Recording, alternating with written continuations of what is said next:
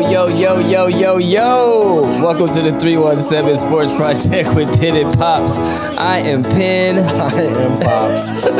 You knew that was coming, huh? I knew it was coming. I could not at do this it. point, it's like, what else are you going to do besides that? What up, niggas? Yeah. Welcome to the show. Episode 74. And tonight we're doing it a little bit different. We are taking a mental health, a deep dive into mental health in sports and just in general. For sure. Yeah. Season 5. Yeah, man. From Hispanic country. General, is that what they do? Hispanic? It's not it? Huh? Is that not it? Not it? General? Don't they not pronounce G's? Or is that, I got you. That's or is what it J's? No, you're right. G's, right? It's G's. General. It's like, I think that's how you do it. Giraffe as opposed to Yeah. I went to see the giraffes at the zoo. Welcome to the show, episode 74. And tonight we are taking a deep dive into mental health in sports and in general. Yeah. It is November 13th, which means this show will drop on Saturday the 15th. YouTube, Buzzsprout, Spotify, Apple, and everywhere else that you podcast. Google Maps. For sure. Google Maps, CNN, CNN.com. Yeah, whatever. Wherever. We'll figure it out. Mike checks, my dog. Pops, what's happening, man? A lot of things. Mental health is still decent. Like, I'm still in a pretty good place. I'll get into my panic attack that I had on Sunday. That was fun. Yeah. Getting that text was not fun. Yeah, right? I know. That is fine. Work is actually really, really good. I'm going to finish in the top 10 out of 200 bankers in the second half. Hit that clap. Nigga, don't hit. C for clap. You should hit that a little bit longer. Yeah, my bad. That's good. That's enough. That's good. That was a lot. That was too long. That's enough clapping. It's real loud, too. It's very loud. Yeah. I have to figure that out. Anyway, congratulations. Yeah, that's great. I'm the lowest weight that I've been in a long time. I'm in the 240s for the first time in a long time, which is great. How long is a long time? Wedding. That's a long time. Wedding, 7 years. And what are you doing to get there? I'm on mental health medication called Wellbutrin. And it helps me have brain clarity and want to get better. Say less, my dog. That is really the difference. That's it? That's really the difference. I actually want to move around and go do stuff. My dog. And it's somewhat an appetite suppressant. There you go. Which is also nice. Let's go ahead. Yeah. That helps. Let's go ahead and I'm get not as hungry. Which is great. For sure. So when I move, I can actually lose weight as opposed to not burning. I'm not overeating. That was my issue. That's fire. Yes. That's fire. I'm not good, bro. Yeah? I'm not good. Yesterday, Brittany actually had to come home from work because before she left from work, I had a pretty bad breakdown because I'm just always by myself. Yeah, I get that. If I'm not training a client, then I'm pretty much by myself. Yep. And sometimes, every couple few months, those walls start to close in no matter how big the house is and no matter how good life is. It's very lonely when you're alone all the time. Absolutely. So with that and some other stuff in life going on, just life is lifing. And yesterday, before wifey went to work, I called her on the way home from training a client and was like, I just don't feel like being alone today. I'm mad sad and I'm always by myself. So she left for work because I was crying when she left. And about an hour later, there was a knock on the door, and I was like, who in the Phil Flandering fuck is at the house right now? I don't feel like seeing no damn body. And it was Britt at her own house, knocking on the front door. And she had flowers. Oh, good. Okay. And she had a card, and she had peanut M&Ms, and she had kettle chips, and she was crying, and she said, I do not want you to be alone. So I'm called off and took a personal day. Love that. And she stayed home with me all day long. That's the best. It was unbelievable. That's the best. It was literally unbelievable. Yeah, and sometimes that's literally all you need. That's all you need. Yeah, I don't necessarily always have to go into a deep dive of what's happening, but just having somebody there is nice, and we can talk about it. But if we can just watch a TV movie, as they call them in the olden days, eat some peanut M&Ms, and I can flip my feet excited because I'm with my person and I'm 3 and just turn on something or just cuddle or cry, whatever that is. Cuddle and cry. All of it. You can do it all. It's great. Yeah, I love that. It reminds me, I will never forget when I was so excited when COVID hit. That sounds weird, but when I'm so excited when COVID Everybody's hit, dying. that when I got sent home for 3 months because I was on the high risk list, right? And I thought that was going to be the best thing for me. But then being home for 3 months by myself was like, oh shit, I'm not. Like, this is not what I need at all. I got to go back to work. Like I can't do this. And it's not funny. No, it's really not. Like, real. I was like, I wasn't ready. I didn't even know that was going to be an issue. And I'm like, I don't know that I can play any more Xbox. I need to have human interaction. No doubt. I didn't realize that would be an issue for me until it was. And I was like, from March till June, I was in it, dog. I was just in it. Just like trying to figure stuff out. And No I was doubt. Like, you know what? I don't care about my high risk. I got to go back into work. I need to see people. High five. People. Like shit. something. Straight up. Yeah. So, with that said, we're going to just take a deep dive into mental health in sports in general. We actually have a special guest we're going to bring on the show in a little bit, and I can't wait to get their perspective on mental health and all of that. So just like strap in. This is not your typical 317 Sports Project episode. There'll be no around the world. We're going to switch it up. And interestingly enough, we were just talking last week or a couple weeks ago on like, how can we make this show different? What do we do? Boom, boom, boom. And just stuff it just pops up. The answers always find themselves. Yeah, I think you go with topics and you go like, what's going on? And those topics can be sports. Those topics can be news. And I think you can interlace both of them and you just have more an organic conversation type show. And, as season 5, I think you got to grow and change and make it more so I think everybody can watch something like this. I know that's right, bro. Right? I know that's right, bro. You want to do Show Me Some Mary? We already know what it's about. Or was that Show Me Some Mary? You kind of just went into it. I mean, that's literally, you said what I wrote without reading it. Like, I didn't even know. I didn't even know. Yeah, it was perfect. The good, the bad, and the ugly. The good. I got to say that these episodes give me and my brother a chance to like hang out again. And that means the absolute world to me. I may not always feel like getting up and being in front of this screen, quite truthfully. Before we turn this camera on, we have this, not often, but every now and then we'll be like, I don't even feel like getting in front of this damn camera. And then you turn it on and everything is good. But the fact that I get to like hang out with my dog every couple of weeks, I actually miss that, if I can be honest with you. Yeah, so yeah.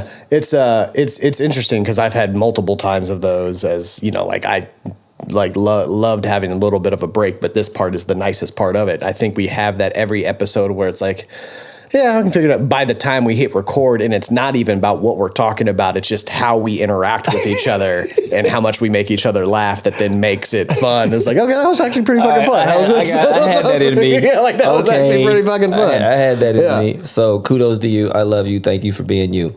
The bad. Man, ESPN on the outs. This like... I don't even enjoy YouTube TV right now. I saw like there's no point. I don't know if you know that the card is like not active. Or I haven't even done anything, which is why I'm like I don't even care.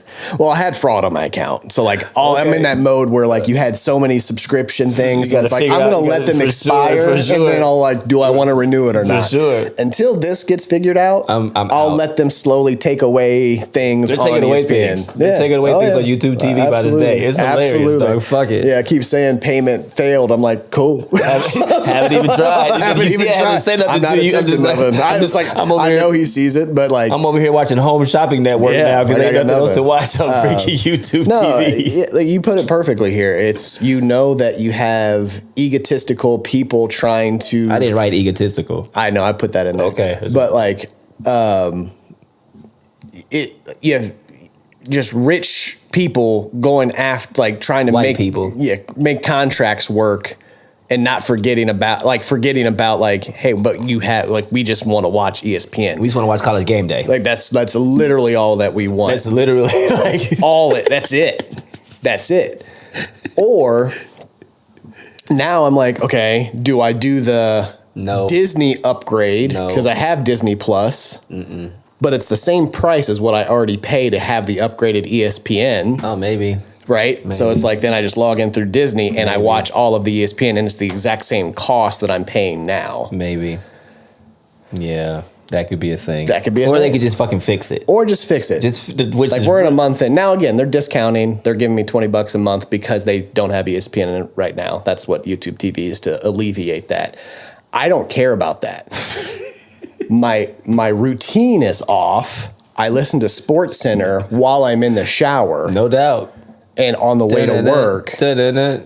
Like this is just my routine is not there. And I'm like, every morning I still click on it. I do too. Like something's going to change. I do too. And I'm like, maybe it's this morning. It's not. Maybe she'll come back. She won't.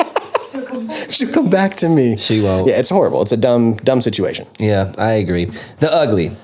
Everybody cheating, and it's a gamble. See what I did there? That's nice. That was really nice. That's not bad, right? Yeah. I'm working on them. Yeah. So players, NBA got scandals, MLB got scandals, NCAA got scandals, players, coaches, referees, fools out here gambling, getting all caught up. Guardians pitchers, Emmanuel Clase and Luis Ortiz are under investigation for sports betting and rigged pitching. Like, first of all, like, did you see those pitches? First of all, like, no, but did you see what I put in here?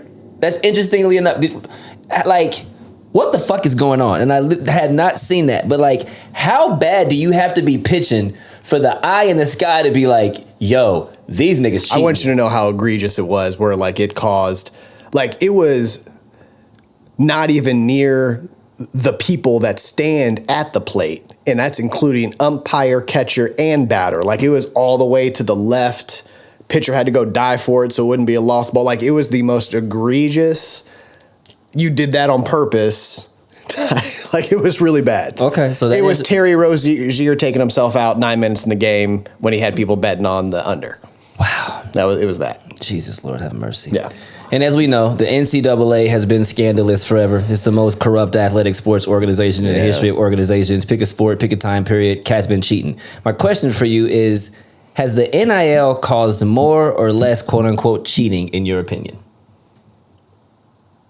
I think it's caused different types of cheating. Ooh. I think that there's always been cheating. Nick, that's what I'm saying. Like, since the beginning of the beginning. They was slipping them envelopes. Now there's just more money, I guess. Or I guess it's coming from a different source. You know, because then, like, take NCAA, it was always boosters, right? You had the rich people that graduated from those colleges giving them money to get players and all of that stuff. Now you have networks, TV giving them an unlimited amount of money, and it's just coming from a bigger conglomerate. Like, it's the same at a larger scale, I guess. Same shit, different toilet. Yeah. Same shit, different toilet. I do not disagree. And new quick little segment I'm going to call This Just In. For those who don't, we need like a sound for this just in, right? That's I don't know if that's isn't that a good one? Yeah. This just in. Damn it! And then you make that announcement, and you can't find the this just in because your stuff is not working right. Long story short, 14. There we go. 14 charges for betting involving athletes, college athletes. I just felt like Donald Trump right there. That was horrible. Involving athletes, all the athletes. So according to authorities, Joseph Littlejohn Perna, a member of the Lucchese, I knew you were going to laugh. I knew you were going to laugh when I read that. I knew you were going to. I swear to God. I can't stand when people have names I swear. like that. Little Joe. A member of the Lucchese crime family and his associates is basically his brothers. I'm not even kidding. His brothers, his cousins, his stepbrothers, all of them facilitated a $2 million bet scheme between 2022 and 2024. College athletes are all about to get in a bunch of trouble. And there's just another offense. 14 grown-ass adults. This guy's 55, and basically all of his family was running a sports betting ring. Sports betting ring, and a bunch of college athletes are involved in it. Yeah, again, yeah. And it's going to be the same investigation, right? Like, I think we're going to see this as just a division of what we saw happening in the NBA. Oh, you think it's all the same umbrella? I really do think we're just going to hear like, hey, we just found another branch, and it's now that we dug here, we found something else. Like, this is just going to be a conglomerate. Nice word. I just want to keep using it today at this point. So 55-year-old Perna, and then you had his sub-agents, included his brother, his stepbrother, his cousins, according to authorities. So it was just all the family. Just a bunch of family members just out there just committing crimes. Yeah. This goes so deep. It's about to be heavy. Like, it's about to be so heavy. The more we dig into this, it will eventually go Oh, I'm scared. Epstein list type shit no. where No. I mean, because again, it's another avenue for people to get rich and make connections. When you deal with the mafia, Jesus, Pops. you deal with people that I don't even like talking about this on the show. I know, right? When you deal with the mafia, you deal with corrupt people of high power that allow things to happen so then they get benefited. That's literally what this starts to be.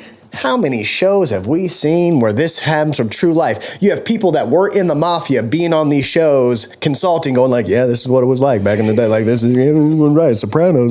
This is kind of what it was, Tony. Yeah, absolutely. Yeah, I mean, that you will, you're going to keep digging and go, oh, it wasn't just players. Now it's owners. Now it's their friends. Oh, they're all going to. Did they know they were on the list too? Like, we're going to start seeing the Diddy parties. It's the Diddy house parties. Absolutely, it's the Diddy house parties. Absolutely, yeah. It's the freak offs of sports betting. Like, you know how many people were at these things? If you can't say there was somebody that was affiliated with the mafia at this, like, come on now. Damn. They probably put fingers in buttholes too. The freak offs of sports betting. Crazy. Yeah. On that note, we're going to take a quick break. 317 Sports Project. We'll be back in a quick sec, y'all.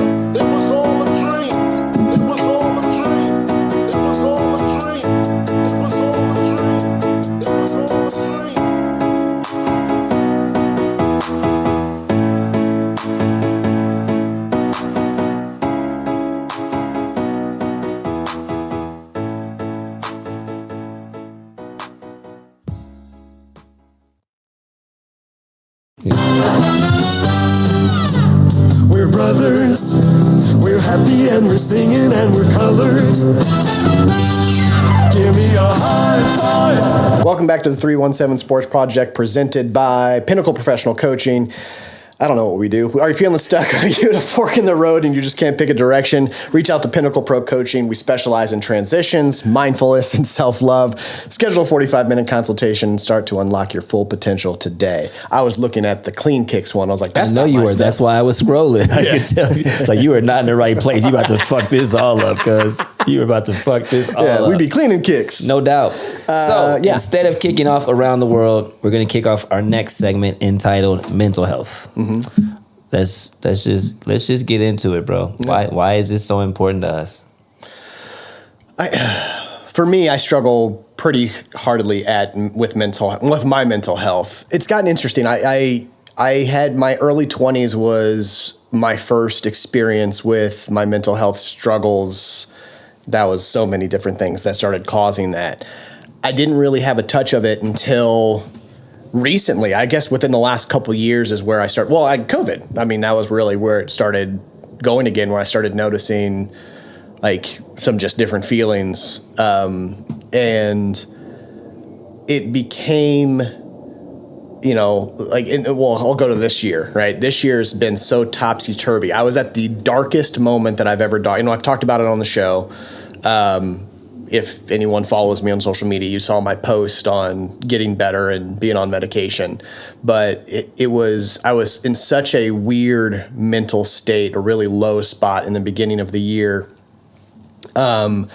where I was having weird thoughts. And I'll use an example. I was talking to my sister at work, Priscilla, and I can look back in kind of like a what the hell was I thinking type of moment where I told her recently, and I go, did I ever tell you what happened in one of my one-on-ones at work with my manager?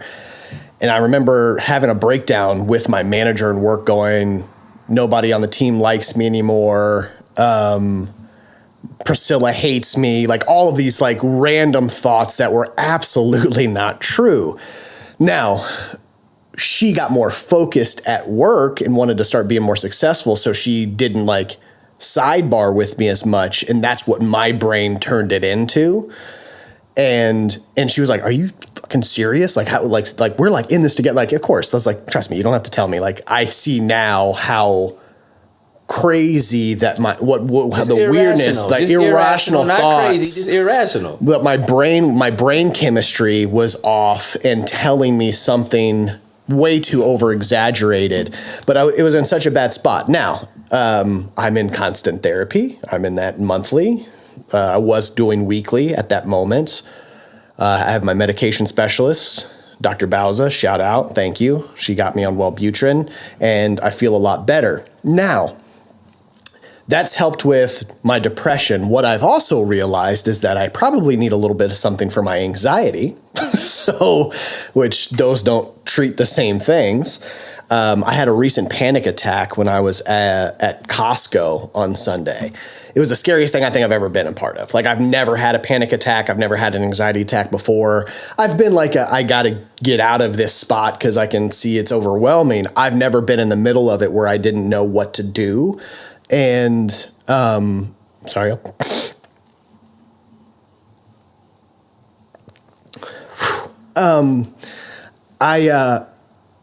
It was so busy. I don't know why we chose to go to Costco at noon on a Sunday. If you don't like being around people, I'm going to be honest with you, don't do that. If you're not good at being around a lot of people. It's a weird thought process now that I can like talk about it. And I had my therapy session after the fact and talked through it. But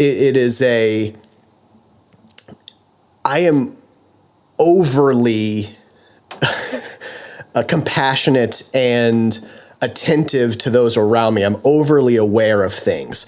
So I am the one that is always like, no, you go ahead. Like, I'm that guy, right? I make room for others in my life, if you want to use that as a metaphor. And so physically, I do that as well. When I can look down in all of my directions to my left, my right, my forward, my back, and I don't see an exit, that was what it was like. I saw 8 carts this way, and they're in the middle and talking, and I saw 10 carts this way, and the aisles are short, and it was just so many people, and I kept having to move out of the way. And I love my wife, her and her nanny daughter, as I call her. We're just kind of walking and talking and having a good time and walking towards the fruit area. And I just text her and said, I'm having a panic attack. I'm walking. And that's all that I text her. And she found me. I was literally in the middle of an aisle, like doing this and bawling. And I left and I got in the car. And what was so weird is I've never been able to not calm myself. And that was like, I've never experienced not being able to like, all right, we're finally out of there. Like, we're good. Let me turn off. Like, I could not calm down. And I didn't calm down until the evening. And even the next morning, I still had some like residue of the anxiety that was still there, where even like at work, I was still off. Like, I was better, but I was definitely still not back to myself. I didn't feel great until I was off on Tuesday. And like, that was when I was back to normal. But like, then I had therapy Tuesday, and that really, really helped. Thank God I had that already scheduled. But never experienced that. Like, and obviously now I know like that's not a store for me, first and foremost, at least that busy. But if that's going to continue, now is kind of a red flag of me going, okay, I need to pay attention to that and see, is this going to be a continuous thing? Because I like being around people, but at the same time, I get anxiety with too many people. So I got to figure out that correlation, and if that means that I also need to be on like a Zoloft for my anxiety, which can go with Wellbutrin, and that could help me in a lot of aspects of my life because I get anxious a lot more than I used to. But you know, luckily I have a team around me that we're all on board to helping me and all of that stuff. And before I didn't do that stuff, so Facts. I feel good about working with my mental health. So long story short, as a sufferer of mental health disorders, whatever this is, it's very, very important to me. And I think that I think any of us that struggle with it are helpers and advocates for others that struggle with it, because we want others not to feel the way that we feel, right? I think that's the biggest part of it for me, is like, I coach in it because I want to try to help them not go through what I've gone through, or at least know that others are going through it and they're not alone, which is the biggest part of any mental health, is you feel like you're the one doing it and that's it. Fair. Yeah. I don't know where I am on my personal mental health, but I know that I battle with things. I just know that there are people around me who battle with things, I would say, either worse or more. So I don't really allow myself to feel my things. But like I said a couple of weeks ago in our episode, that I'm in this state where I'm actually allowing myself to process and feel. And I don't know, man. There's just a lot of emotions going on. Conversations between my ears aren't always the best as of late. A lot of self-doubt, not a lot of motivation, which is very interesting when you're like a very self-motivated person, and for some reason you just can't turn it on. Like, it's gorgeous outside, you feel like you want to go for a 5-mile run, you can't even put your shoes on. Yeah, I'm being dead serious. I'm being no. dead serious. Like, I can't even put my shoes on. Like, what the fuck is going on to where you literally can't even put your shoes on to go for the run? That's very new for me. So just allowing myself to feel that and figure out what that means. I think that there's still like mad deaths that I haven't allowed myself to mourn from, if I can be all the way honest with you. Like, you know, I had Sponto Lives on earlier today, so I wanted to feel connected to him, so I rocked him all day today. But just like, I don't know, I miss my daughters, you know what I'm saying? And live far as shit. Sure. I haven't seen my kids, and unless like I'm going to help them move and come back, you know what I mean? I haven't really seen my children in a long time. So just like a lot of connections that I miss with real people. So, you know, just battling, man, just battling. And I'll say this to you and to anybody. I don't think that there is a grade or degree of like someone struggling that doesn't, there's like, all of it is value. And if you're struggling, and it doesn't matter to what extent. And I think that's the one thing that we can all relate to. So for us, the three of us, and anybody else, I think out there, it's like, if you're sad or upset, don't hesitate to say it out loud to anybody. And even if it's your partner here, like that's incredible, because that was the one thing I always did. I felt the exact same way, where I'm a caretaker in my life. I am the one that, to me, in my head, I was supposed to be the one that has their shit together, because that's what everybody has seen, or that's what they see in front of me, but not behind closed doors. So I would always kind of say the same thing and go like, there's probably others that are struggling more. And it's like, the more I did that, the more it kept building, and it became bigger than probably what it would have been if I would have done more to help it before. So I'll say again, like, if you got little stuff, I love, like, great. Never feel like you can't reach out to me because you feel like your stuff is bigger, period. Right? That's fair. Okay. That's fair. But yeah, it's there's a lot of it going on. You know, there's so many, as I've opened up more with my stuff, I hear people at work that are opening up to me because I've seen my post. And I've heard so many more stories of people that, as we kind of talk about the smiling depression, as they call it, and that are struggling. And I hear now more stories of people that are like, you know, I never told you, but I'm going through this and going through this. And I know Brittany, my sister over here, is going to talk about it as we get into showing joy and feeling joyless, and love to get your perspective on some things. Come here, cutie. Oh, sure. Come on in. Come say hi to the people. We'll make sure we clap it up for you. Brittany Dawn. Brittany Dawn with this. We're going in the middle? Yeah, you gotta go in the middle. You're the cutest. Straddle them chords, girl. Promise? Yeah. Not a good straddle. What up, boo? Hi, You gotta probably get in the microphone a little bit more. But welcome to the show. What up? You pop in and out every once in a while. Good to have you on. Brittany. That's her. That's his me. favorite. Me. That's his favorite. That's my girl, but that's his girl for real. So go. What you want to do, Pops? What you want to do, sis? What you want to talk about? Like, I'd say this. Tell me about your journey with mental health. Oh my Jeebus.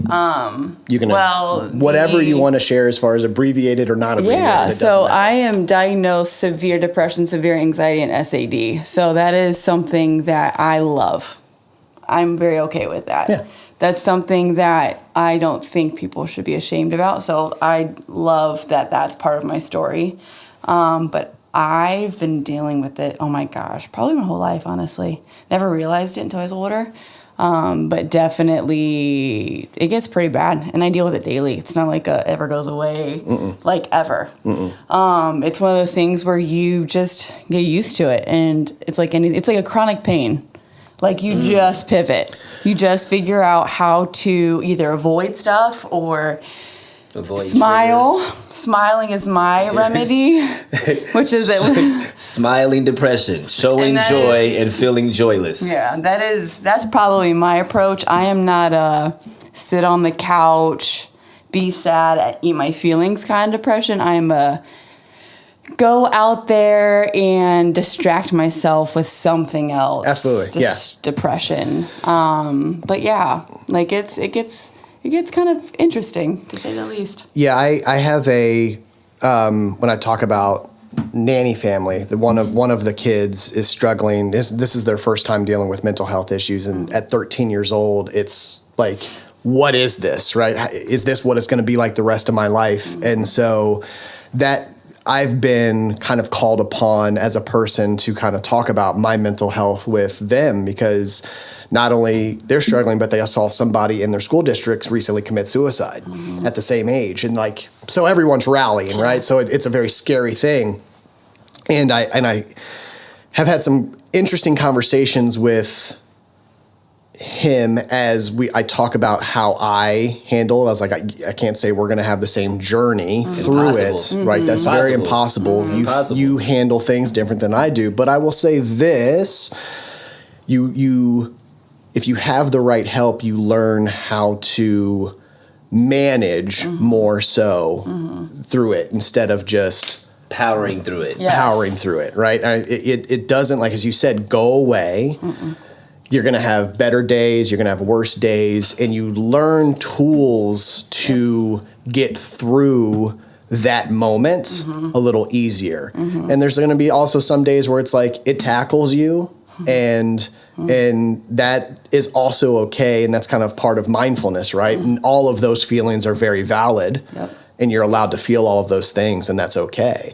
But that, so I mean, you've been 30-ish years, right, of battling. I love that you say, like, that's one of my, like, I say the same thing. I actually love my mental health journey now. Now, as I keep learning how to be better at it, it becomes easier. Right? It becomes easier. Yeah. Like I think like you mentioned, like mindfulness, I think the goal, in my opinion, is not to rid of it, because you can't. You literally can't. There's too much external, internal, everything that you can't get rid of it. The goal is to basically know yourself. Yeah. And what kind do you have? What triggers it? What remedies it? Or not remedy it, I guess, but like helps get you through it. How do you respond to it? Because every action has a reaction, right? So like for myself, I'm not on meds on purpose. Like I was on meds, I was on Lexapro, I was on Zoloft, and I don't like the way I feel on it. It became worse. And then I've been off meds for 2 years. 2 years. But that comes with responsibility and effects of deeper depressions and higher anxieties and being diagnosed with SAD. Like, I'm not going to lie. The fact that it is 8:20 and it is pitch black out fucks with me so hard where like, I'm like, okay, I can't change this, but what can I do? What's my response to this? And like, that has helped of like truly just tapping into who I am and the kind that I have and what around me to help me, my resources. Because we don't have lack of resources. We have lack of resourcefulness. Yeah. It's figuring out what we can do and use: reading, journaling, red light therapy, meds, therapy, art, like whatever it is, yoga, whatever it is. But it's also going back to knowing yourself. Like, I'm working on something. It's called parts work, and it's basically internal family systems where you can be the happiest person ever, but also the most depressed person ever, and that's literally me, and it's the weirdest feeling to be like, man, I'm like really sad right now, but like I'm also like kind of content with life right now. Like, what the fuck is happening at the same time? And I think what it is we are constantly fighting. Like, if we just stopped fighting ourselves, then like our depression, anxiety, and all that shit, like you kind of welcome it as part of the family, because you can't get rid of them. It's like the cousin, and you're like, motherfucker, he's here, but might as well like open him with welcome him with open arms and figure out what dinner we can make together that we both can agree on, and that's just kind of what it is. Yeah, we had an awesome discussion. We went into like religion and energies and stuff right before that one. And I kind of think of the same thing.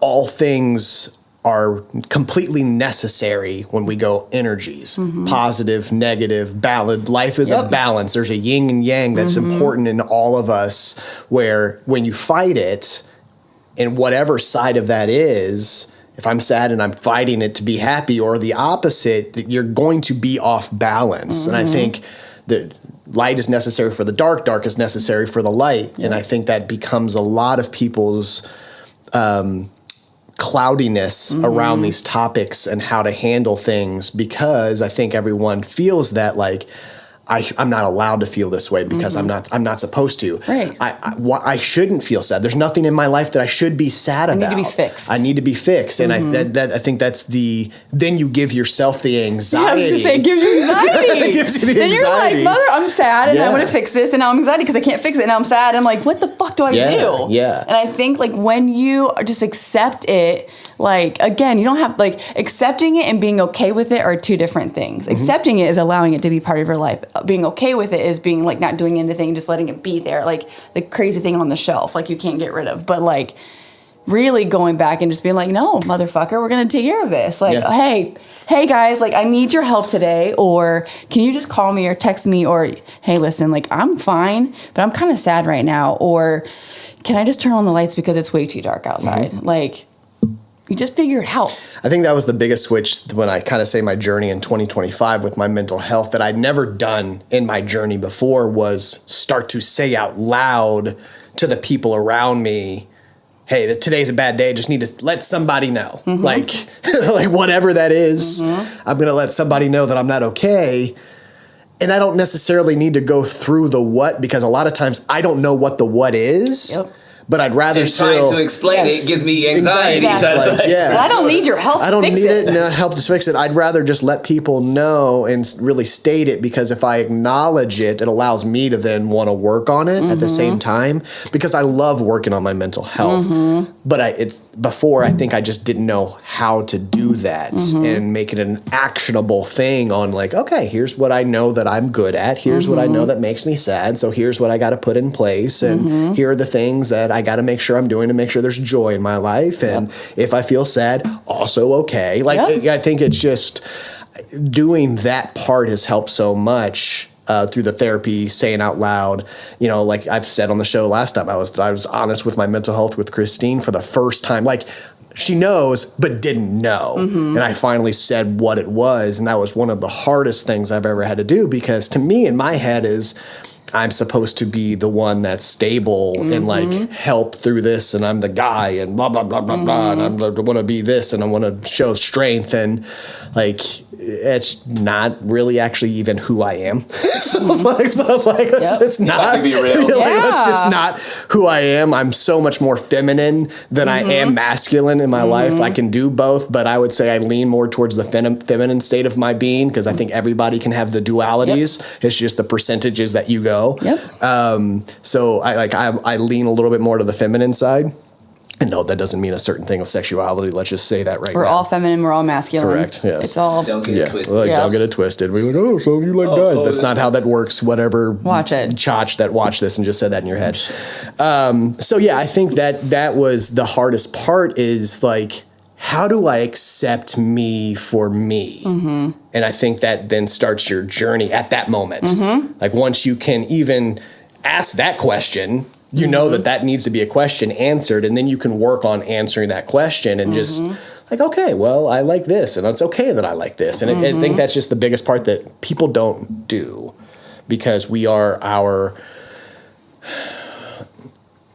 get put into this box of what is expected of us. 100%. And what we expect of ourselves. I was going to say, it also expect depends on the box that we actually accidentally put ourselves into. But I think part of that is I like to narrate. Ask Bri. I narrate everything. I just went Southern real fast.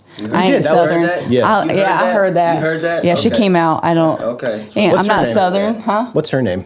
I don't know. So like the feisty ones, her name is Bianca. So I actually do have an alter ego. Her name is Bianca. Yeah. But I don't know their Southern. You don't person. know her yet? Okay. No, she's more like that's Shelby. Like some sweet tea. Yeah, or something? that's Maybe more of her like name is Shelby. maybe that's Shelby, because I'm kind of small town. So apparently that was maybe my small town accent, and I don't know what I was talking about. What was I saying?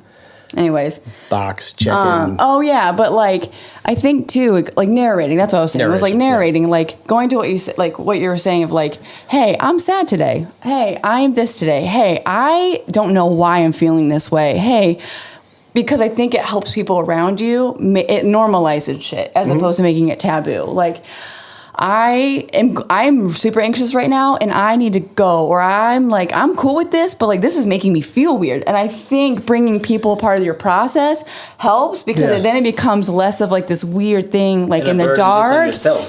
Like it helps you communicate it, and also too like it opens you up to like other people's experiences to where like, oh, I never thought about doing that. I want to try that. So like it is dark out and I have SAD, which is seasonal adaptive disorder. So I have the inability to regulate my emotions when it becomes dark out too early. I'm so weather affected. It's crazy.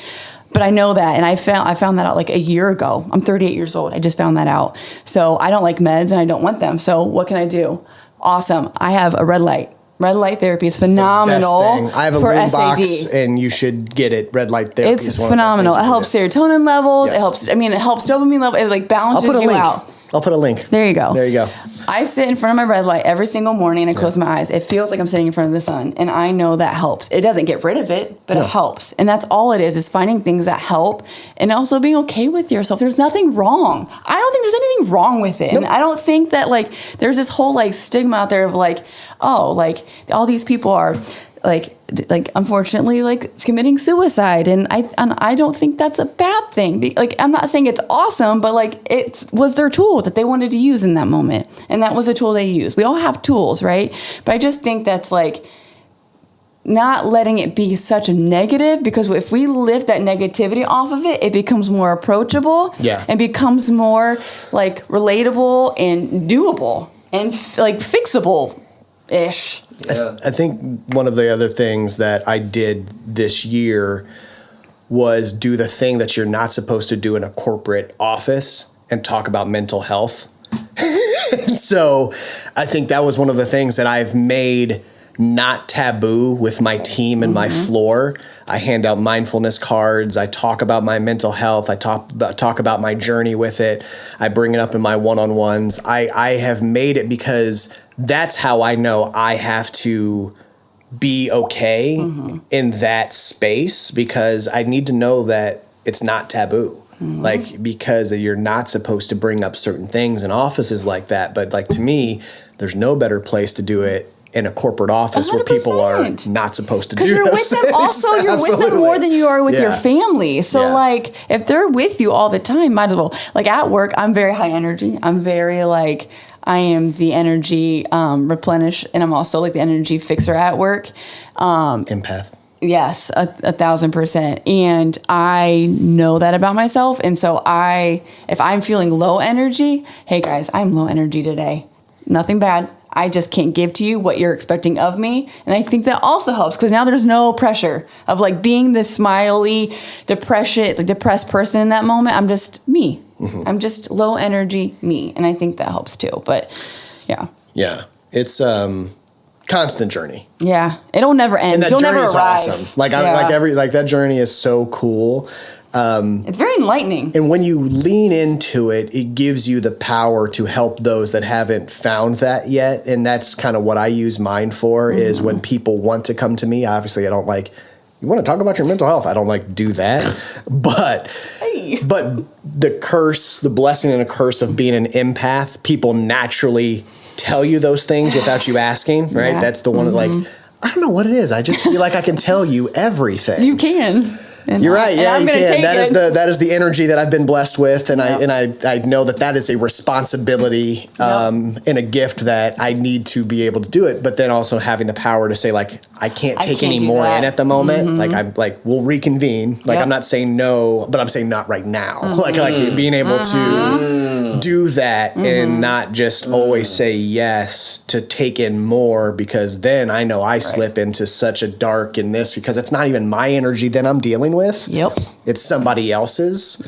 And me trying to go like, is that me feeling that way, or is it this person's? And I can't even do it. So like the boundaries become so important with your mental health. to just allow yourself to continue throughout your day and not just let everybody have control of your own energy, which is like the hardest struggle. It is. Dope. It really is. Also, side note for Costco, I also have social anxiety for somebody that's super social. Is if you have the executive membership, and I just realized this recently that you can go in an hour early. Oh, damn. What's that called? I'm going to Google that. So like it's only $120 and you get it back if you don't use it. But like if you go, you can go in and so like Costco they open at 10. So like we can go in at 9 and we can have like so if people show up at 9, they have that like that membership, they can go in, but not everybody can go in until 10.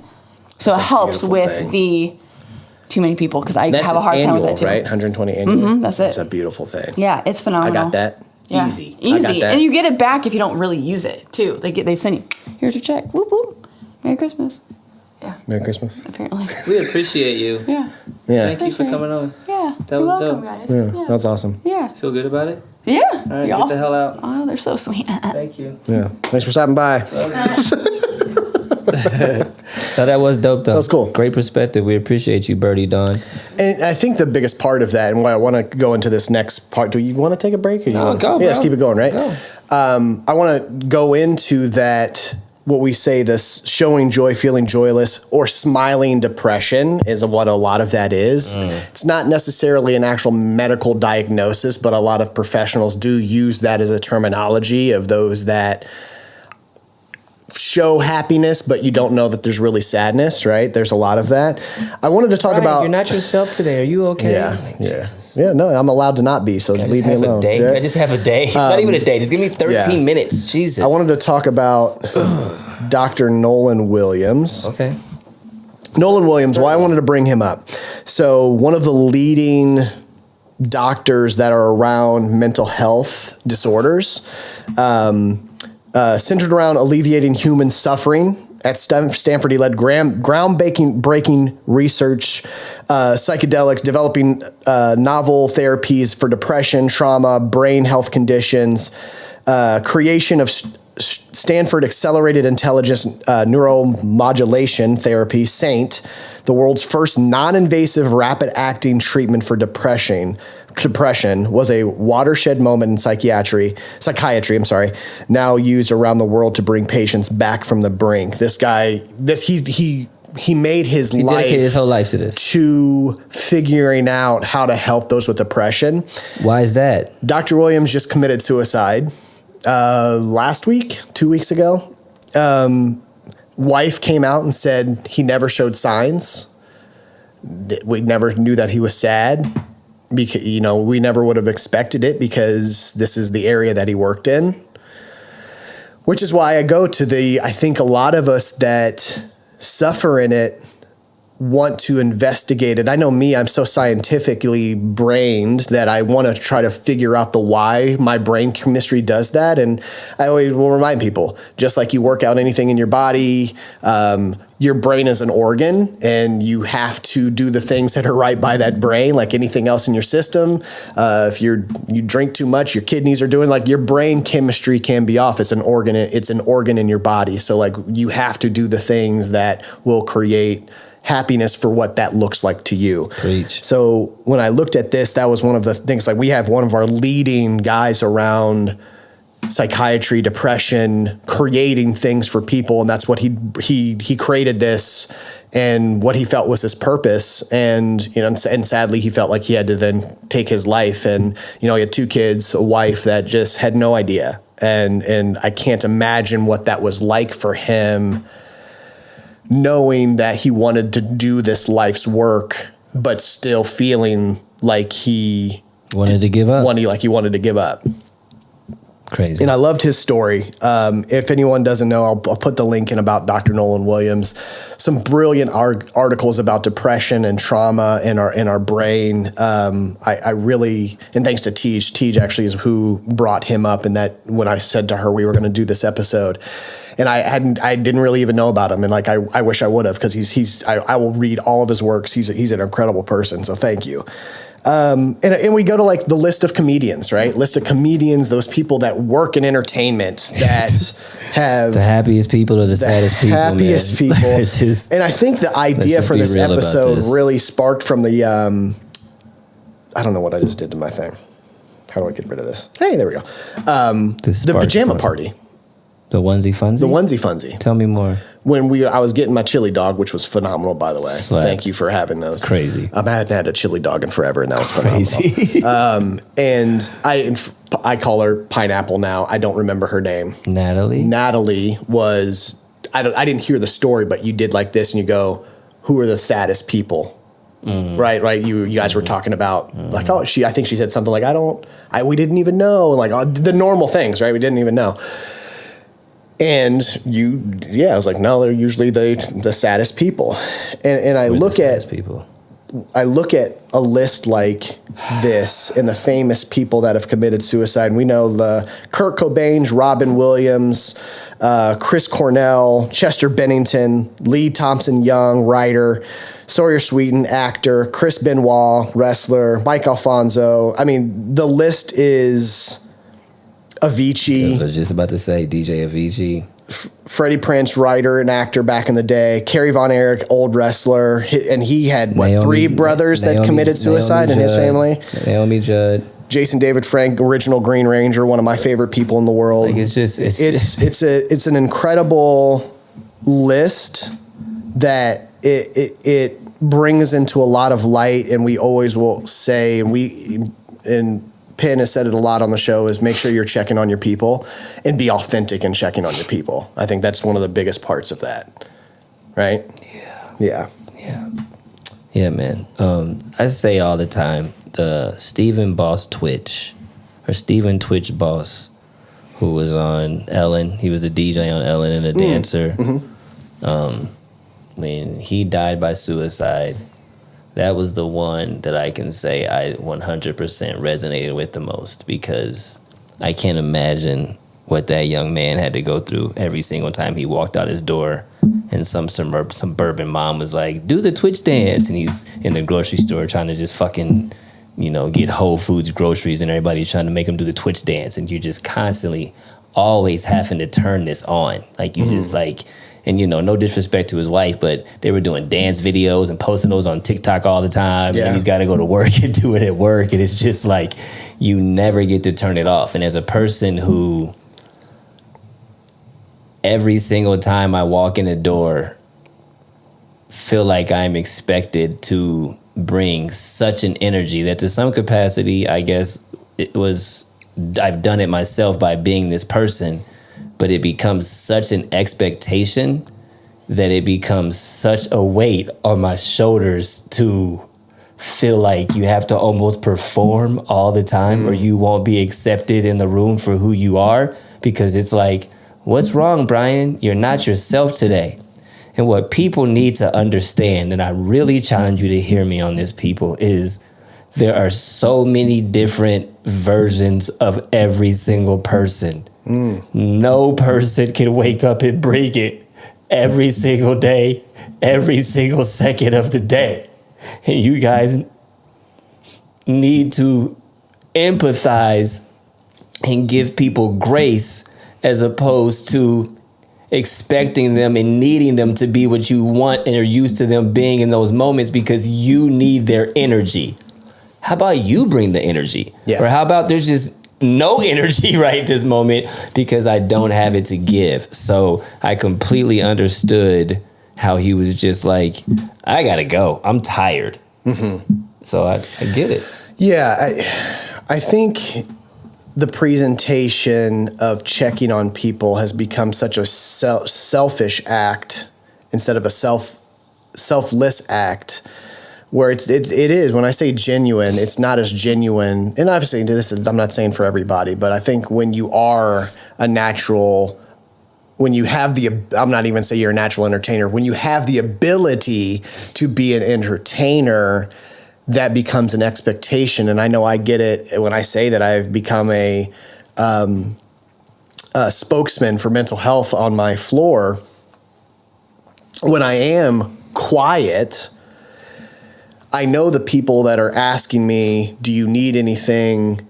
Well, there's a difference. You can say, hey, I can tell you're a little quiet today. Do you need anything? And that's actually checking. But when I hear why are you so quiet? Like you're always so blah blah blah blah blah. I know what you're expecting. It's because you are uncomfortable. Need me. No, and more so like you're expecting me to do this because that's what you need for me to get through. You to get through your day is that you expect me to create joy for you because you're dealing with something. Figure your own shit out today. Like, I'm sorry, figure your own shit out today. Please. Learn how to do that. Please. And be better at just being in a balanced relationship with any of those that are around you, and understand that I can't always be at 100. If I'm at a 50, you got to go 50. If I'm at a 25, can you go to 75? Please learn how to balance those energies around you better, and know that we can't always perform at 100%, because at some point the wheels are going to fall off. And the congregation said amen. That's beautiful. Mental health discussion, not as taboo. When do you think it started shifting? I hear more, and I think a lot more, and I wanted to bring this up because it is. I feel like I hear more about it, and maybe that's my own social media algorithms because I talk about those things. I don't know if everyone's algorithm does that because I actually am mental health. Mine does not. So, but I think a lot of higher profile people are talking about their mental health more than they used to. I'm seeing more people admit certain things or say I'm struggling or I was struggling, and trying to make that not as taboo as it was. And a lot of the interviews or posts that I'm seeing, a lot of people go back to that COVID time when we were just in complete solitude for the longest time. And I think a lot of people go to that where I wasn't great with not being around others and had to socially distance. And when I say we are all energy, when those energies are separated, we don't perform, and we are not as highly in tuned with the rest of the universe as we should be. And I think that was the biggest part of that. So I think it's that I kind of look at some of those things, and we'll get into the sports people, because I think we're seeing even some of the sports people bring out and say, I'm not great due to my mental health. I might either step away or I just need to say it out loud, whatever that is. But I kind of look at that. But I was kind of so like, what do you think people can do to create more awareness? Tell their stories. Yeah. I think the most important thing that you can do is tell your stories and authentically listen to other people's. Notice signs. I think, and there's people say, I can't always see the signs, but I think checking in will allow you to see signs. If you check in with someone, they're not responding as quickly, keep checking in with that person. If you know that they're a person who's going to respond back to you, call them. You know what I'm saying? Like, to some capacity, if you're really worried about them, pull up on somebody's doorstep. You know what I mean? Like, it's to a point that, like, so many people are out here dealing with this that, like, checking in on your people with the, like, yo, what's up, ain't gonna cut it no more, y'all. Mm-hmm. Check in on your people. Don't, like, pull up on your people. Really authentically check up on your people, tell your stories, and listen to people. That's what I think. Yeah. It's okay. Sometimes I also just want to hear somebody also go, I'm not doing well either. There you have it. I think there's an expectation that if I say I'm not struggling, that I need you to, like, give me advice or fix it.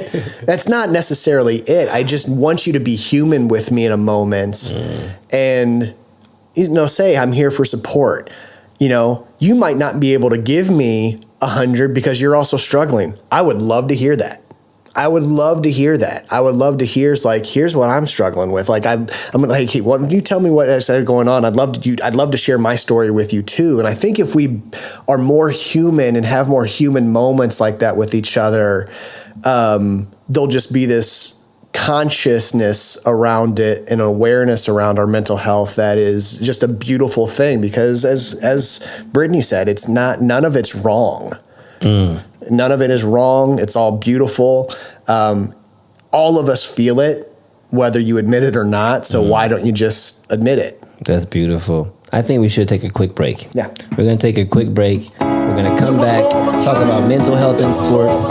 Maybe new Naptown news, maybe not, quite truthfully. Maybe not. Y'all know what the hell is going on in Indianapolis. And do the fine print and get the hell up out of here. We'll be back in a sec.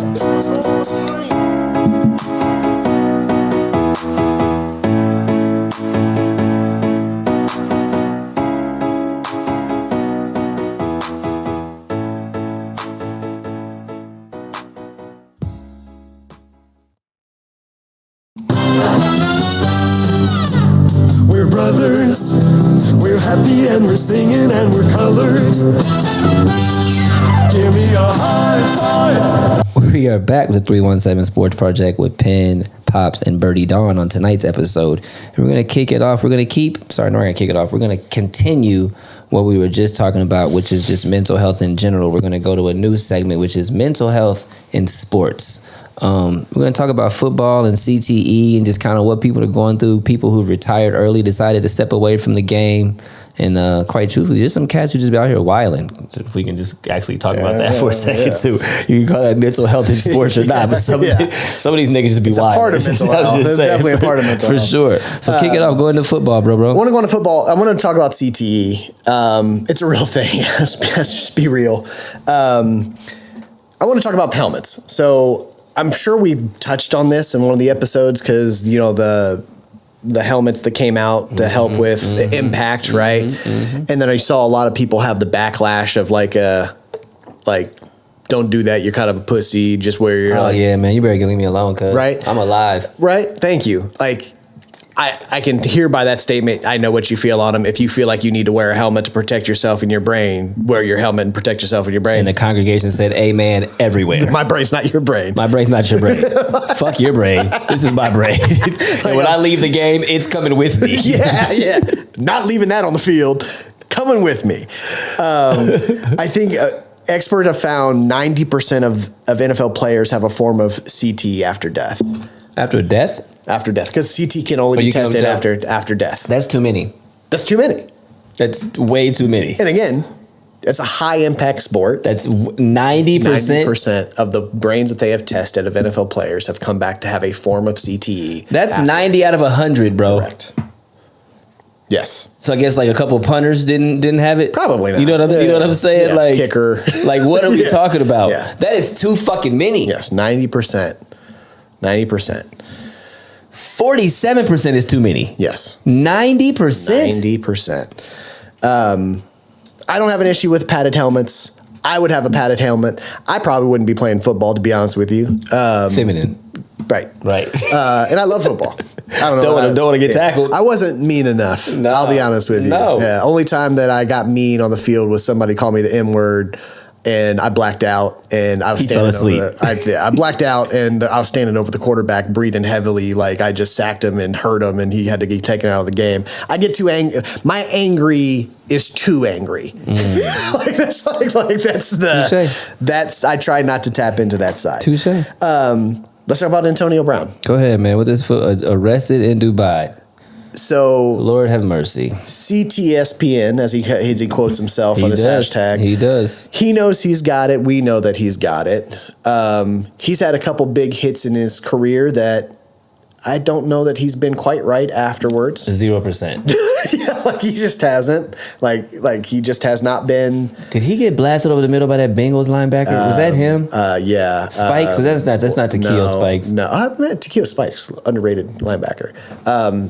Perfect. Almost killed him. Yeah, perfect. Had him like. Yeah, that'll change you. That'll change you. He just recently got arrested in Dubai on possible manslaughter. No, attempted murder charges. He's quoting self-defense. He was just released on a $25,000 bail today. He's waiting trial, all of that stuff.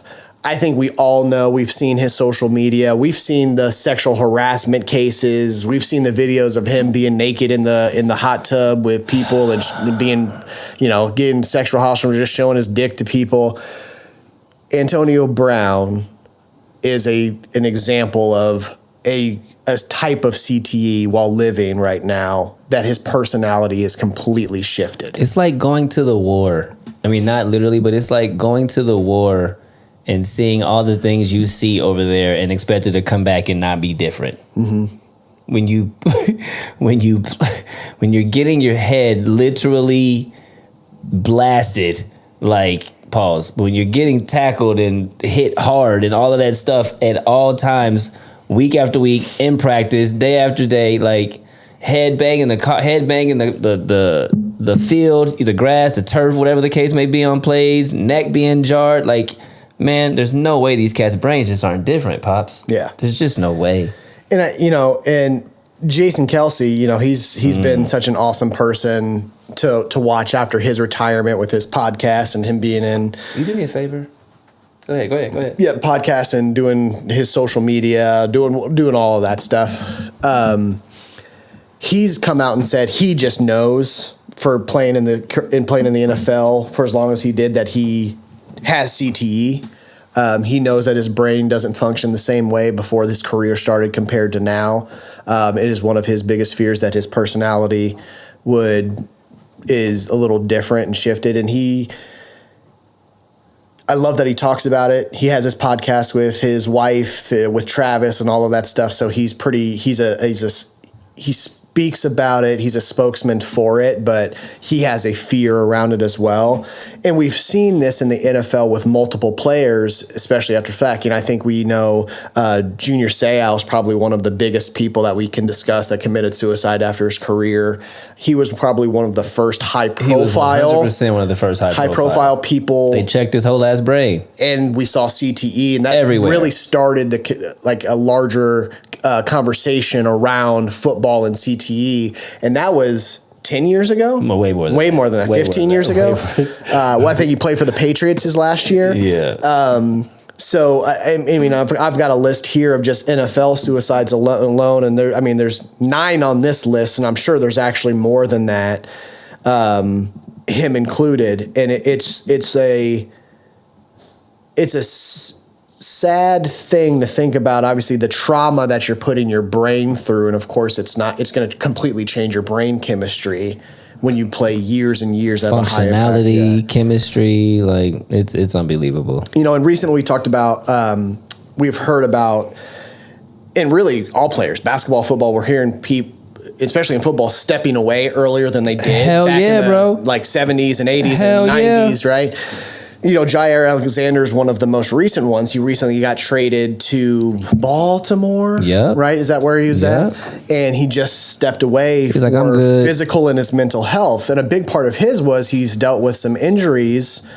And we're talking about a former Pro Bowl corner that isn't performing the way that he is. And that lack of performance has made his mental health struggle because we have him in a box that he has to be this phenomenal. Now he's become this rotational player, as he put it, and he has to figure out his identity now. Man, you better preach. After what his body is a little different from being injured for, leaving it out on the field and playing at such a high level. So he is now going, I think I'll step away at the moment at least and go, do I want to try to salvage some of my life after football as I've dealt with injuries, and I want to make sure my mental health is good. And I think that's a common thing. We saw Calvin Johnson step away after 9 years. Beautiful. And he was going to be one of the probably high, when it comes to any kind of statistic, he would have been probably at the top when we think about that if he would have played. Top 5, top 7? Right. No doubt about it. He still had a 9-year career where he had 11,000 yards and 83 touchdowns. Crazy. Think about that in just 9 Hall of years. Fame?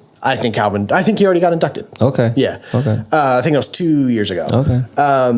We see players like that. We see linebackers. We've seen the linebackers over recently. What's the San Francisco linebacker that was incredible that retired like 5 years ago and he only played like 6 years, whatever it was. I think it's just common because people just know. I think they're seeing the older players from the 90s. We talk about Jerome Bettis, who talks about how he can't even climb his stairs, go up and down his stairs because of what he did to his body in his NFL career. And Chris Borland? No, I don't even know. Okay. No. But yeah, Jerome Bettis. Yeah. And I think people are choosing themselves over being this great statistic. And I think they want to do it for their families. Xavier Howard for the Colts. Yeah, he came back out. He realized he was not as good as he was. He just retired after what, 2 games? He was like, I'm good. I'm good. I can't do this. Good. He missed being with his kids because for a year and a half, he got to be with his kids, take them to school every day. He obviously couldn't perform at the level that he was after he had that year and a half to 2 years off. And he's like, I'm not going to try to. I don't miss this enough. I miss my family more. I don't miss this enough. No. My question is, this is a very interesting question that just came to my mind. Do you think these players would tell you it was worth it? I think majority of them would because they got to live out what they thought was their dream for the longest time. Oh, for the longest time. Doom, doom, doom, doom, doom, Yeah. doom. Yeah, we sang that in high school, actually. It's good. I'm sorry, It was I fun. couldn't No, help it. I couldn't help it. it. Like, come on. Yeah. They got to live out their dream. I will say this. For the longest time, I thought I was supposed to be a music teacher. I thought that was what my purpose was. I thought that was the only thing that I was good at was music. I went to school for music, and that was not what my journey was. My journey was to go through some hardship. My journey was I was chosen to have some mental health struggles and be an advocate for mental health. I know now that actually was what my purpose on this world was to be an advocate for mental health. So I think our picture can change. No doubt about it. Our picture can change as we really discover more of ourselves. And hey, they got to experience, I think a lot of people would say they got to experience something, but they're not upset with the choice that they're making now because I get to walk. My dog. So, interestingly enough, you have basketball in here. Do you want to talk about basketball? Or was that just kind of like I put in more so that as a bullet point to like talk about some other players. Obviously, we've seen in recent years, Kevin Love was probably the biggest that we talked about as far as mental health. There's been a few others. I don't think that sport talks about it as much as the NFL. Definitely not.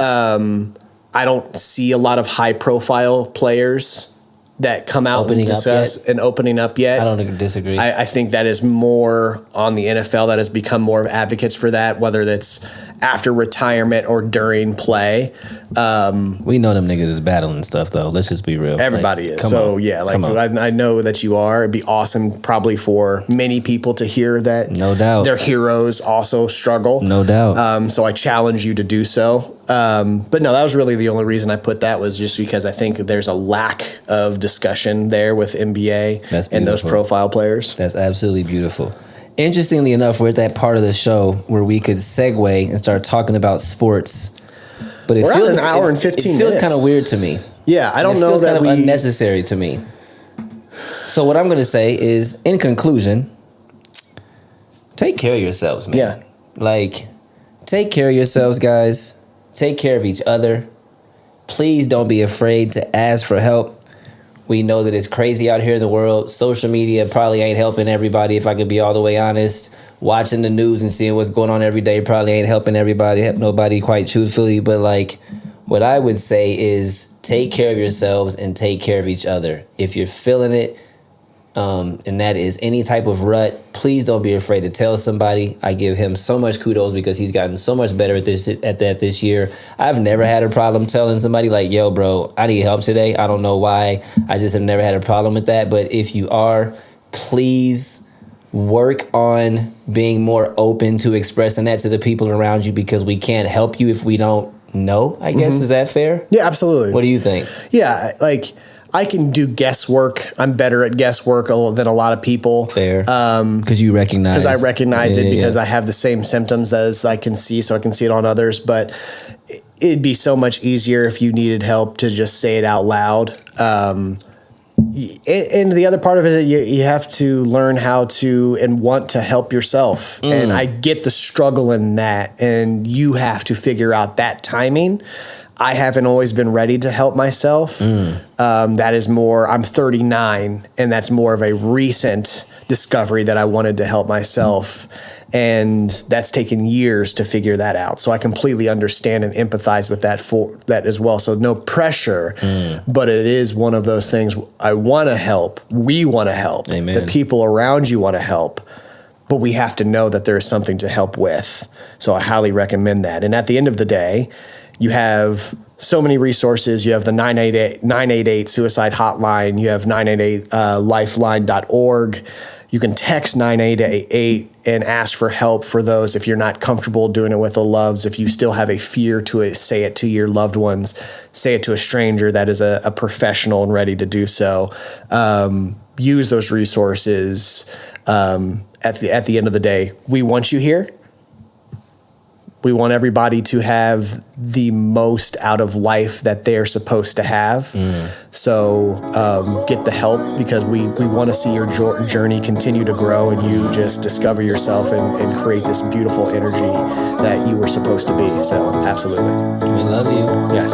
See you in a couple weeks. Peace. Peace. Cause I was like 2 years old, first time I heard a beat drop. Yeah. And by 3 years old, I'm learning how to beatbox. Yeah. 4 or 5 years old when I'm putting on the 45s. Final. Needle to the groove, I'm scratching up the sweet spots. Homie from the East Block, in that town where the fiends flock. Skip school all day, mama couldn't keep watch. Fresh fade with the Reeboks. Man, nah, nigga couldn't tell me nothing. I'm so sick in my own lane, preteen pimping, all the light skin, red bone loving. Boombox on with the headphones bumping, dreaming to find my niche. Cause I ain't really know back then when I picked up my first notebook and a black pen, that little nigga with a rhyme like this. I wasn't thinking to the days of a dope band, new EPs on a compact disc. Nah, shit, truth be told, I ain't know I could sound like this. For me back then, it was all a dream. It was all a dream. It was all a dream. It was all a dream. It was all a dream. It was all a dream. And this shit right here be the proof dreams do come true. And this shit right here be the proof